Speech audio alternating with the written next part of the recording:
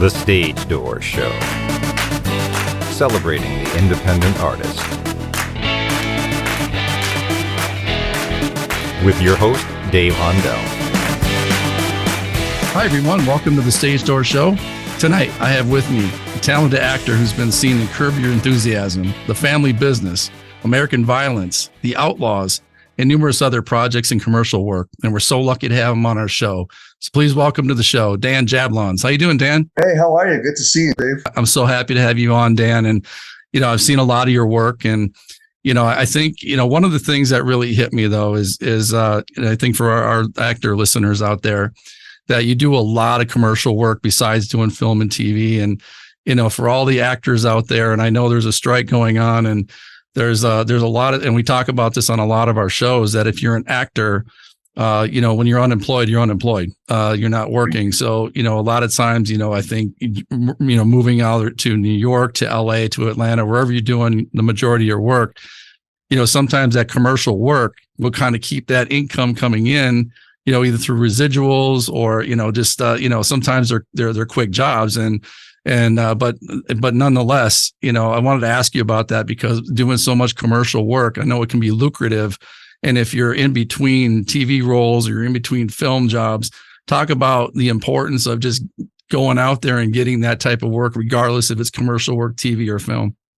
Here's the thing. Acting, no one goes into the profession thinking, oh, I want to do commercials, right? No one's thinking like, oh, that's the dream. That's the ultimate, and you can make that decision. You can sort of like, kind of poo-poo the whole commercial idea. But the reality is that, being on a commercial set is still a live set with professionals that are doing things, and you can learn a lot while you're there. And if there's ever a moment where, you hear people say all the time, faster, funnier, or whatever they say about that, commercials have to get that message out really quick. Years ago, I did a commercial for a Little Caesars. And the guy said, look, here's how this is going to go. We have 10 seconds to tell the little gag of whatever our little joke is, and then 20 seconds of mouth-watering, delicious pizza, right? So I went, okay, 10 seconds. I should be done in an hour, right? Yeah. He was there all day, right? Doing different angles on the thing, doing different versions, different things. And in that commercial, it was very, very tight on me. So the camera was like right here, right? And it was like, oh, and he said things to me like, move your head 15 degrees. I'm like, am I wearing a protractor? How am I going to know 15 degrees? But I learned a lot about, working with the camera that close to you and what you have to do and how that's going to work, right? Is one thing. And also for me as a character actor, just the more places I'm seen, the better off it is, right?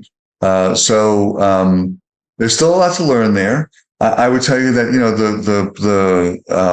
a lot of the things that happen from the moment you arrive on set to when you're shooting to when you're done are very similar between the two different types of work. So, this is a business of relationships, right? So the more people you meet, the better. And there are times I've worked on commercials and a guy hired me because he was doing a feature.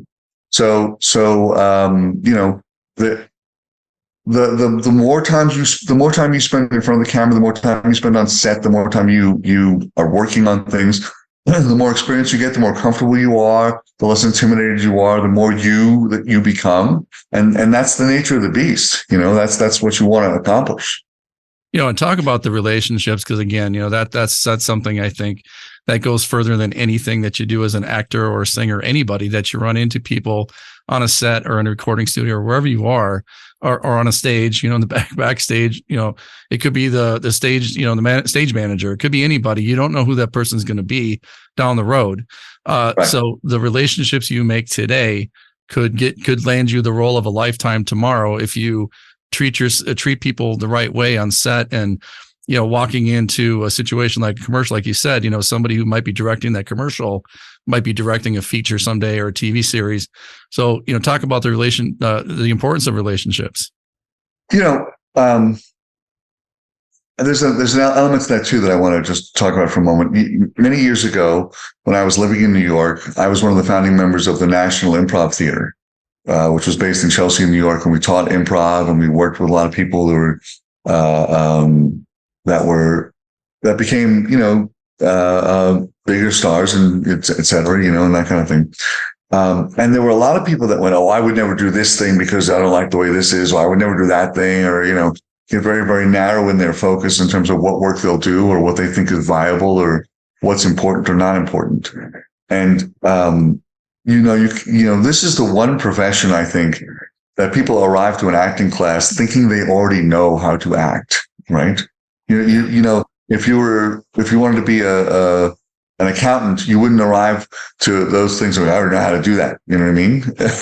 This is the one profession, interesting enough, that in a lot of the acting classes, people go, I already know what this is, right? And I think that, to the degree that you don't open yourself up, and to the degree that you don't allow yourself to be met by a lot of people and talk to a lot of people and show that you are versatile and show that you are cooperative and show that you'd be fun to work with, your chances to demonstrate that on as many sets as you can is what sets you up for future success. If you sit there and go, oh, I would never do commercials because, commercials are cheesy or they're not really acting or whatever people say that are anti-commercial, I think gets them into more trouble than less because they've missed out on a whole bunch of opportunities.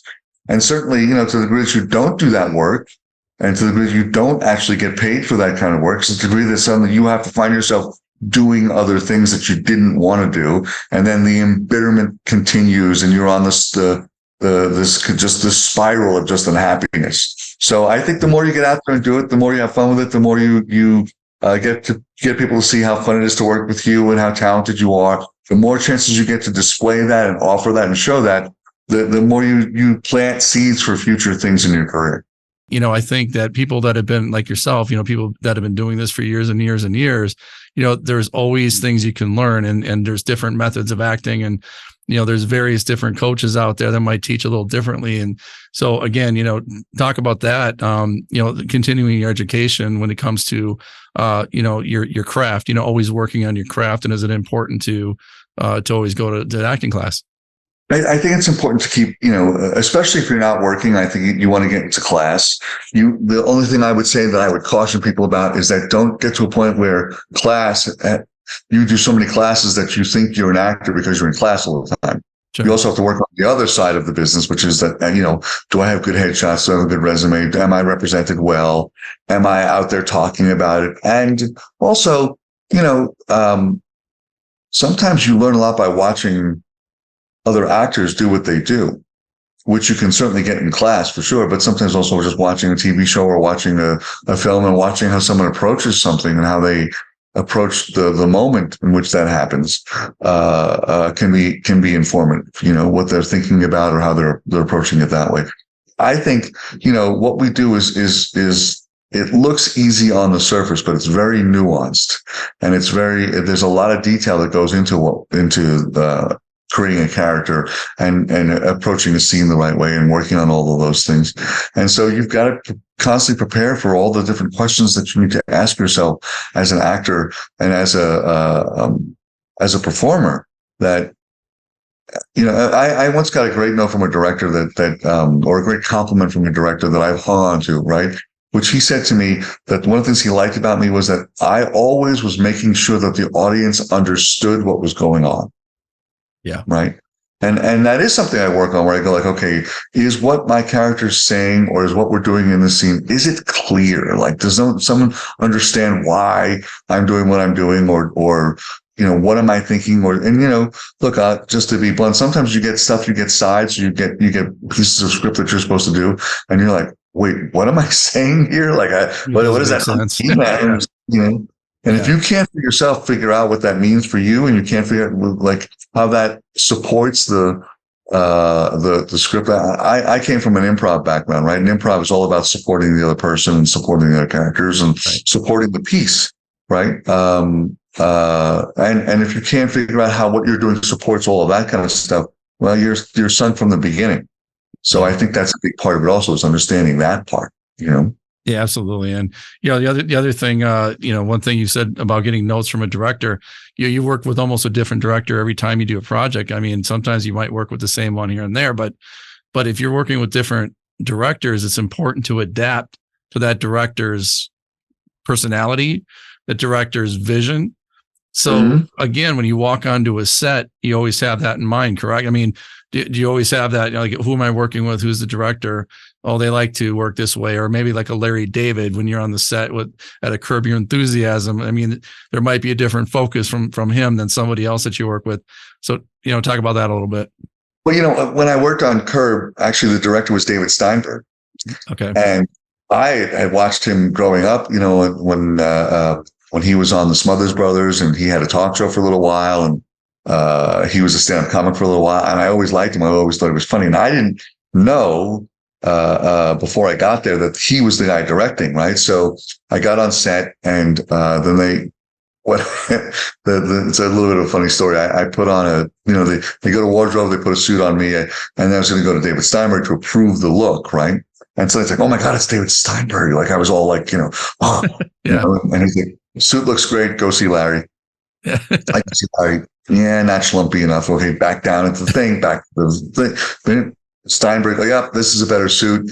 Then great, thanks, David. Really honored to meet you. Go see Larry. I don't like it so much. Back down to the thing. Back to the van. Back to the thing. So third suit, David Steinberg says, look, if Larry doesn't like this one, don't even come to me again, because obviously he has a vision for what he wants. Right. And then, so, now, I didn't like that one either. Back down, back to the thing, the stuff. And so, I'm on my sixth suit basically. And Larry turns and he goes like, it's not really what I want. He's trying to explain to the wardrobe person who's having a small baby now, right? In terms of like, wrong for Larry 6 times in a row. And he turns to me and goes, yeah, I'm sorry. And I go, Larry is putting on clothes. It's not like digging a ditch or anything, And so, you sort of get the vibe, you get the, okay, what are we doing here? How's this going? And that show is all improvised, right? So, really almost nothing before you get there. Oh, wow. Really? Okay. So as far as lines go, you just know what you're supposed to say or something to that effect, and you improvise that? The way it worked for me was I knew I was playing an attorney. That's all I knew. Yeah. Okay. So what the premise is that Larry's going to get in trouble at the buffet. You have to save him. Okay, here we go. And off we go, right? That's all I knew. No lines, no how does he get himself in trouble? Really? No what, Wow. just he's going to get in trouble, get him out of it. Get him out of trouble. Wow. And looking like this, I've played plenty of lawyers over the years, right? So I kind of had a little bit of, much to, my parents' disappointment, I didn't go to law school, but now I get to play one on TV. So it's play one on TV. Yeah. Yeah. So, so I kind of invented something during the buffet about, that the guy didn't have the right to tell him what he could do with the product after he bought it. And I said something about they'd have to be able to prove criminal intent that he was trying to steal a buffet. Right. And that was that, and then it was all fine. But the scripts are very on lockdown in that show. You don't know before you go in what you're doing. You don't even know when you're there. When I was there in the trailer waiting to go on, no one comes and says, okay, here's what's going to happen in the scene. You just don't show up on the set. So how did that, it was a fantastic line, by the way, but how many takes did it take you to do that? Because that was fantastic. We did a lot of takes, but the one that you see in the episode is the first one. Really? That was the first take? That was fantastic. Yeah. Like, your line was so intricate that you just literally came up. Is that, now go back to your improv, because is that what helped you do that? Is your improv background? I do not know how anyone does this work without having an improv background. I completely agree with you. I bring up improv almost every time I do a show because of the importance. I think, there's different types of improv, obviously, like the Groundlings, maybe Second City, they might have a shorter version or a longer version, but to think on your feet, and my kids went through acting too. And the first thing I did is put them in SAT Comedy Lab just to get that improv background. And it really helped them throughout their high school and their regional theater and so forth. And I talk about that with these actors, the newer actors who are listening right now, by the way. get some improv background, right? I mean, go get into some like local improv groups, and I think you'll be so happy you did it. So there's a couple of things about improv that I think are really important. And it was life-changing for me, frankly, because I liken improv to skiing, in that you start to use muscles in your brain that you wouldn't normally use, right? So like when you're skiing, like you use the insides of your legs, and that's a muscle you never use. And so the day after you've been skiing, you can feel it, right? Sure, yeah, right. Improv forces you to think in ways you don't normally think of things, and it gets your mind become more creative, and you'll be amazed how that actually rolls into other areas of your life and other 100%. Aspects of living that are helped as a result of that. The key, though, I think, is that you've got to be with improv is about support. Yeah. I took improv years ago with someone who's no longer with us. Her name is Tamara Wilcox, and she was a fantastic improv teacher. Was part of the committee in San Francisco in the early days of improv. Mm-hmm. Worked on the movie MASH. She's one of the nurses that you see a lot in that movie, the Donald Sutherland movie.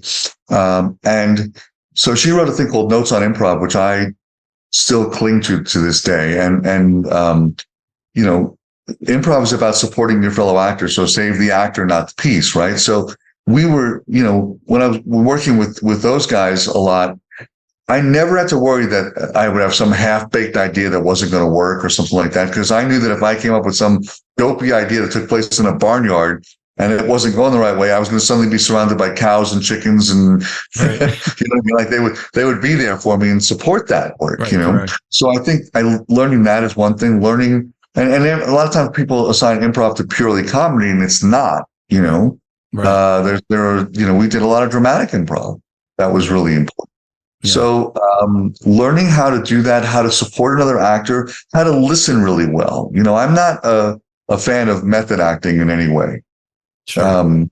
I find that, and I've worked with a bunch of method actors, and I have funny stories to tell about that too. But, if you're playing sad in a scene, and in order to get to that level of sadness, you've got to think about when my dog died, right?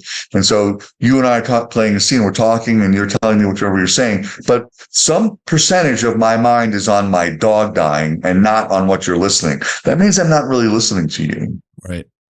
And so you're not actively a part of that scene then, if you're not in that moment. Some part of you is in someplace else, And I used to say this about theater stuff all the time. It's like, if you're doing it as a live play and we're doing a scene together, but I'm thinking about my dog dying, right? Now the play is over, the curtain has come down, the audience has applauded, everybody's gone home, and I'm going, my dog died. Like, you're still stuck in that incident until that incident has no more weight on you because you've run over it a bunch of times. Right. And so now you have to find some other sad moment to play sad. Whereas really playing sad comes down to, you can look at what that physically looks like.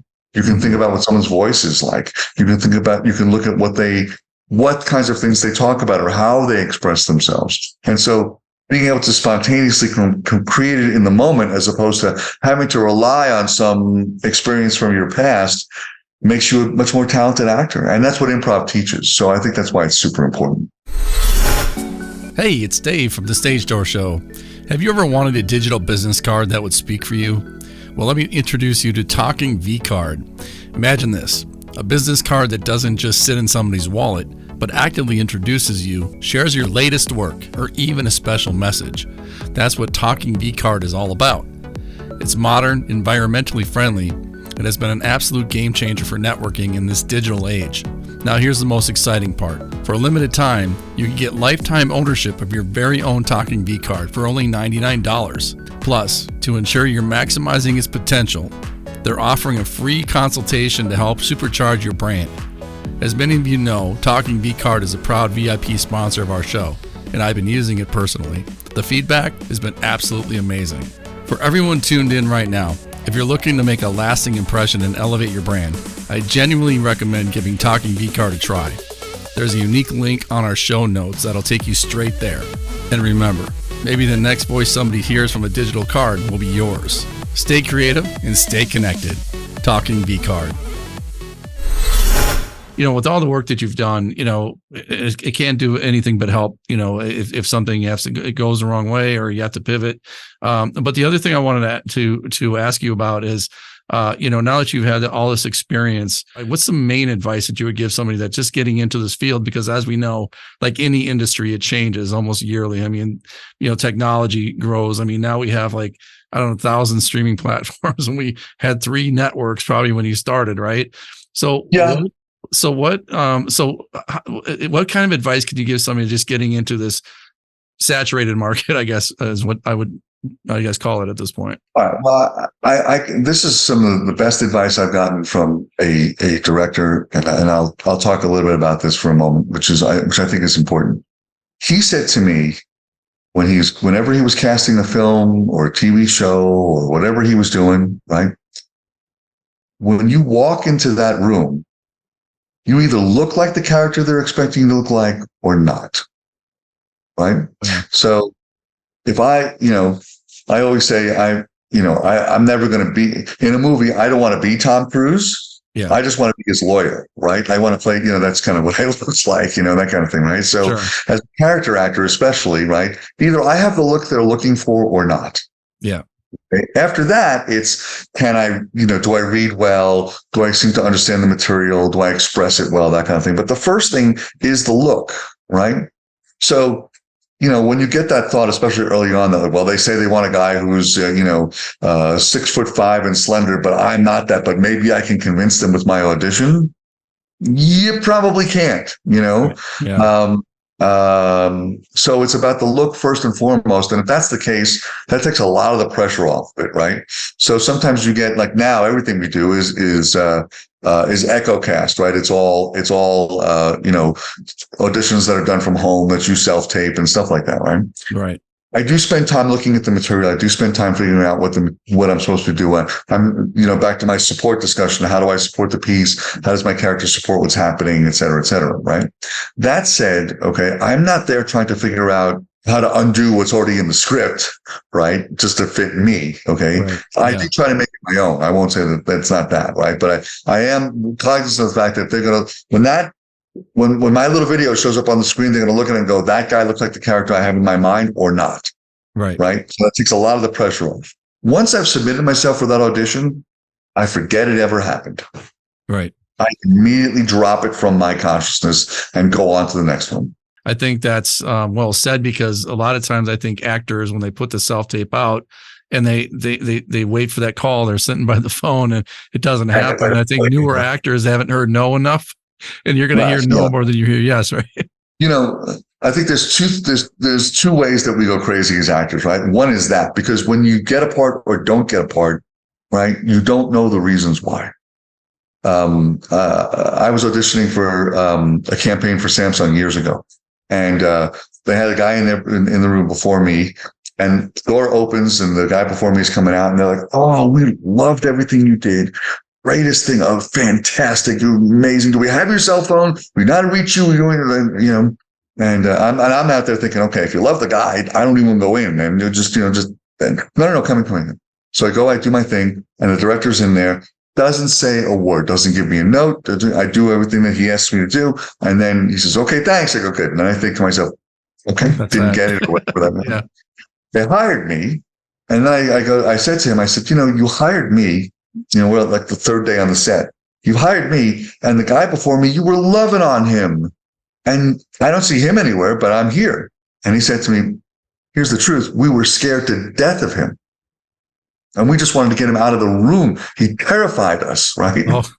Trying to I think he's more terrified now because he's somewhere in his apartment going, oh, those guys didn't hire me, and that kind of thing, So you never know, right? Yeah. So that's one reason we get crazy is we never know why we did or didn't get the part. You have to just throw it out there and forget it, right? I think the other thing that makes us crazy, by the way, as actors, is during the time that you're on set, you're treated like a king.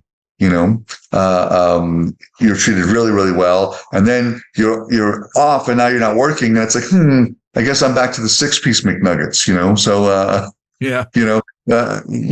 so it's keeping your balance, and that just means that you just continue to demonstrate the work.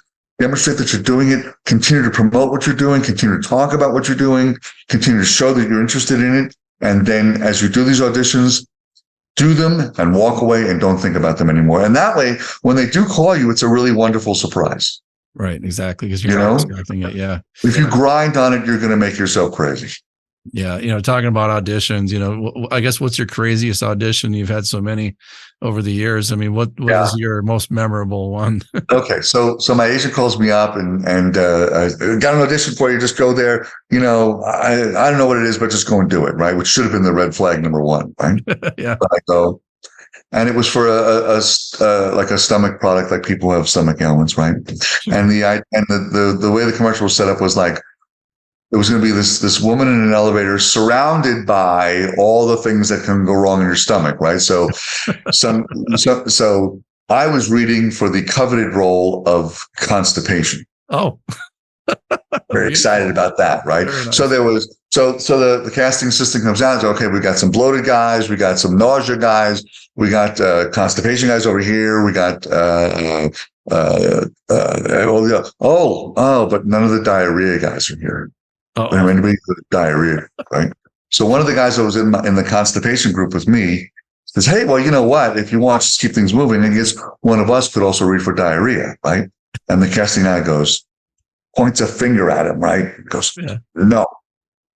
We have a very specific look in mind for diarrhea, so we're gonna wait. And with that, he spins on his heel and he goes, right? And the guy that suggested it now is like vibrating because he's like, oh, now they hate me because I did the thing, And I turned to him and I said, listen, in this town, you're either constipation or diarrhea. That's not a line you can cross. It was established in the 30s, That's fantastic.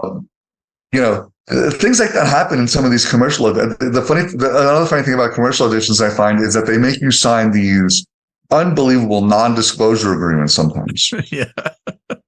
Right? As if we're giving out the launch codes, so you can't talk about diarrhea or constipation until it comes out on that's TV. what we're doing,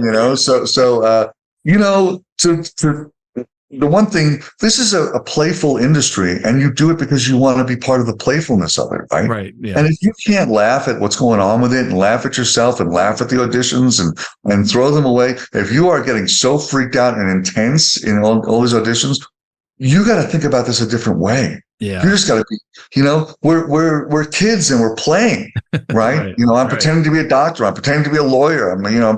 It's pretend. And so you've got to have fun with it, and it's hard sometimes, especially now we're on strike. It's really hard to have fun with it now, right? I've done projects, you mentioned some of my credits in there. Some of those are still out now. I'm bound not to even talk about those things now. How hard is that? Yeah, exactly. But can't publicize your work. Yeah, can't publicize. You can still do commercials now, and you can still do, if they get a waiver, you can do stuff for you can do independent productions and guys that are not members of the AMPTP, so you can still do that. Sure. But even now, you look at the pictures of the people that are on strike, right? And they're out there with big smiling with big, the signs and stuff like that, right? So you have to have fun with it. You have to find a way to make it fun and make it exciting and make it and find a happy place to be in, regardless of what else is happening in all this work. Yeah. Keep doing stuff and keep promoting your stuff. I've heard a lot of people talk about the importance of creating your own projects. I think that's very valid and very true. Sure. That's, don't do as I do as I say. That I haven't done enough of that really, but I think it's an important thing too. So just, keep putting yourself out there and just keep doing it, and don't get wrapped up in the noise and the craziness, and just make it fun every single day. That's the key. Yeah, absolutely. Being that you've done so much, I mean, is there that one role, whether it's, already out there or a role that you'd like to play someday? What is that one dream role that you have? Oh gosh. I do love playing attorneys, but I haven't really done the full-on courtroom cross-examine the witness thing that I would really like to do. Right. I playing attorneys who are being hired or who are working on and I guess that's true. Most attorneys spend more of their time making settlements than actually being in the courtroom. Right. There aren't a lot of guys that are litigators. I would like to be a litigator. I would like to do that kind of thing. That would really be my dream thing for that, for sure. I'd love to be a litigator. I'd love to be the full-on the guy in the courtroom. I actually did do it once. I did a Wilson commercial, and it was called the tennis court, and we were lawyers, and we were prosecuting people who were using their racket, and it was almost like it was cheating because the racket was so good. Okay. Oh, wow. Okay. So it was a fun thing to do. That's pretty cool. I think you should reach out to Larry David and bring back the Hiram Katz attorney and do a litigation scene. That would be fantastic. I would love to see that. I'd love to bring back Hiram, and I've written to them a few times to try and make that happen. It'd be so fun to play Hiram Katz again. I had such a good time. And it's funny. That's a long time ago now. But I have been places where suddenly people go, "Oh my God, it's Hiram Katz!" Like they actually, even at this many years later, they remember that character. So I'm grateful for that. I was grateful to work on the show, and I met so many great people in that experience, and it was a fun scene to do. It's very, very memorable for me, and I had a great time doing the show, and I had a really great time meeting Larry, and it was fun working with him and with Jeff and Susie. And Susie Essman actually said a very funny thing to me on the second day I was on the set. She turned to me, she goes, "Wow, you really do have that Larry Dershowitz look going." And I go, "Susie, I grew up in New York on Long Island. Guys like me are farmed like salmon, Right. Second nature. So it was just fun to be there and to work with them. So yeah, that's a great story. What's the one medium I guess you're drawn to? Is there one that you, enjoy more than the other? Because I know as actors, you love any kind of work that you get, but is there one that you just like say, "Wow, I really miss the theater," or "I really miss be in front of that TV camera"? What's the one thing that you really like more than any other? I started doing theater, and there really is nothing like theater and the live interaction with a live audience. There's just nothing like that. When you get to a great moment in a play and you hear the gasps in the audience, or you make them laugh or something like that's live, that's a different thing than being on set and making people laugh, because you make I've done it where I've made the crew laugh and they're like, yeah, they can't laugh. Yeah. So, the live theater thing is great. I got to do a recurring role on The Family Business, which was really great because then it becomes like family. Right. It really does. And you're just happy to see those people again and again and again and again. That was really cool. When I just did the recent movie, there was The Outlaws. And one of the things that was really, I met some very, I met some A-list people there. I got to hang out with Pierce Brosnan. Yep. Right. When I met Pierce on the set of that one, they said, go. They said to me when I got to say, "Okay, go over there. That's where the actors are." And I at first didn't see that it was him. And suddenly I'm talking with Pierce Brosnan, right? And I said, "Pierce, I got to take a picture with you." And he said, "Yeah, I guess we've come that far."